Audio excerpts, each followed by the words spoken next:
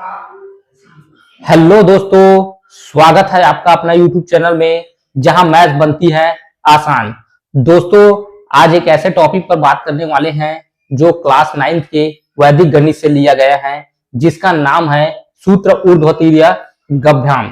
तो देर न करते हुए दोस्तों क्लास स्टार्ट करते हैं। जैसा कि आप देख सकते हैं दोस्तों, सूत्र ऊर्ध्वतीर्य गभ्याम विधि से हम संख्याओं का गुणा करना सीखेंगे। तो जो कि नाम से ही स्पष्ट है, सूत्र ऊर्ध्वतीर्य गभ्याम। ऊर्ध्व अर्थात खड़ा, खड़ा अर्थात ऊर्ध्व अर्थात खड़ा। इसी प्रकार तीर्य, तीर्य मतलब टेढ़ा। सूत्र ऊर्ध्वतीर्य गभ्याम के प्रयोग से गुणा, जो कि 2 अंकों वाली है। इसके लिए फॉर्मेट रेडी है। इस तरह से आपको फॉर्मेट बनाना होगा। उसके बाद इस फॉर्मेट में इन संख्याओं को सबसे पहले अरेंज करना होगा। जैसे मैं अरेंज कर रहा हूँ, आप देखते रहिए। जैसे ये जो 3 दिया है, सबसे पहले इस 3 को यहाँ लिखना है। उसके बाद फिर 2 दिया है, उसको यहाँ 2 को यहाँ लिख लीजिए। फिर वापस से इस 3 को यहाँ लिखना है। फिर वापस से इस 2 को यहाँ लिखना है। फिर 2 को यहाँ लिखना है। फिर उसके बाद 3 को यहाँ लिखना है। और जो बच गया 2 और 3, फिर वापस यहाँ 2 और 3 को यहाँ। इस तरह से आपको सूत्र ऊर्ध्वतीर्य गभ्याम के प्रयोग से गुणा करने के लिए इस फॉर्मेट के हिसाब से जैसे मैंने अरेंज किया है, उसी तरह से आप भी अरेंज करेंगे। उसके बाद फिर जैसे 3 और 2 दिया है, उनको 3 और 2 को गुणा करेंगे, कितना हो गया 6। 6 आया तो 6 यहाँ लिख देना है उत्तर के तौर पे। फिर उसके बाद फिर जो एक तीर में दोनों अंक है, उन दोनों को आपस में गुणा करना है। 3 और 3 गुणा होकर कितना हो गया 9। 2 और 2 गुणा होकर कितना हो गया 4। तो इन दोनों को फिर वापस में जोड़ना है, कितना हो गया 13। 13 का 3 यहाँ लिख देना है। एक कैरी फॉरवर्ड होकर इधर इस ओर चला जाएगा, यहाँ लिख दो। 2 और 3 फिर वापस से गुना होकर 6 हो जाएगा। और एक जो एक इधर का लिए हैं वो यहाँ इस तरफ जोड़ देंगे, तो 6 और 1 जुड़कर कितना हो जाएगा 7। तो 7 को यहाँ लिख देना। इस तरह हम ऊर्ध्वतीर्य गभ्याम के प्रयोग से हल करते हैं। ये जो हमारा क्या रहेगा, फाइनल उत्तर रहेगा। सूत्र ऊर्ध्वतीर्य गभ्याम के प्रयोग से 2 अंकों वाली संख्याओं का गुणा करना सिखाया था। अब हम 3 अंकों वाली संख्याओं को गुणा करना सीखेंगे। उसके लिए फॉर्मेट दिया हुआ है, ये उसमें थोड़ा सा अलग फॉर्मेट था, इसमें अलग फॉर्मेट है। बस इस फॉर्मेट के हिसाब से आपको इन अंकों को अरेंज करना है, उसके बाद फिर गुणा करते जाना है। तो आइए दोस्तों, सबसे पहले इन फॉर्मेट में इस अंकों को हम लोग अरेंज कैसे करते हैं ये देख लेते हैं। तो सबसे ऊपर में 4 हैं, तो ये 4।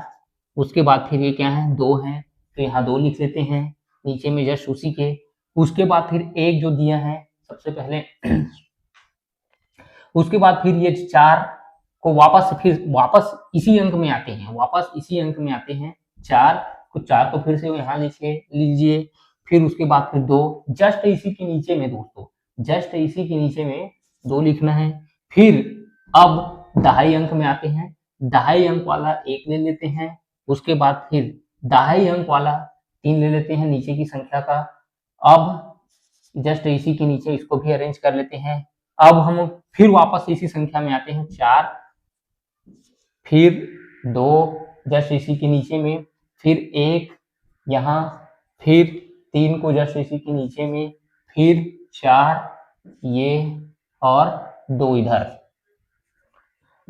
4। इस तरह से आपको जमा लेना है। ठीक है दोस्तों, फिर वापस अब जो बच गए हम लोगों का ये 2 अंक वाली, अब इधर का जमाते हैं। देखिए जैसे मैं जमा रहा हूँ, 1 फिर नीचे में 3 फिर 4 फिर 2 फिर 4 फिर 2। इस तरह से आपको अंकों को जमा लेना है, अरेंज कर लेना है। उसके बाद फिर गुणा का प्रोसेस करना है दोस्तों। जैसे सबसे पहले 4 और 2 गुणा होकर 8 हो जाएगा, 8 इधर लिख दीजिए।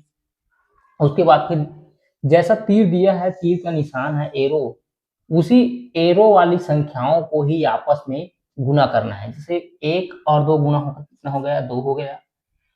4 और 3 गुना होकर 12 हो गया, और दोनों को आपस में जोड़ दीजिए, कितना हो जाएगा, 14 हो जाएगा। 14 का 4 इधर लिख दीजिए आप, और 1 जो है कैरी फॉरवर्ड होकर इस ओर आ जाएगा।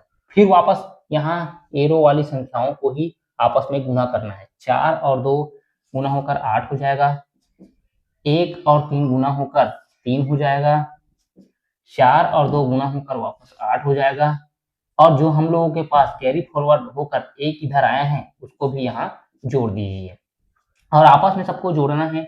8 और 8 16 हो गया, 16 और 3 19, 19 और 1 20 हो गया।